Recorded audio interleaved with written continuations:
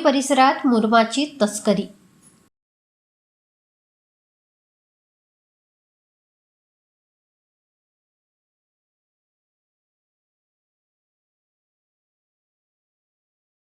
तळोद येथील अप्पर तहसील कार्यालय केवळ नावापुरते उरले असून या परिसरात ट्रॅक्टर व टिप्परद्वारे मोठ्या प्रमाणात मुरुमाची अवैध तस्करी सुरू आहे। मात्र या प्रकाराकडे महसूल व पोलीस विभागाचे अधिकारी जाणीवपूर्वक दुर्लक्ष करत असल्याने शासनाचे लाखो रुपयांचे नुकसान होत आहे।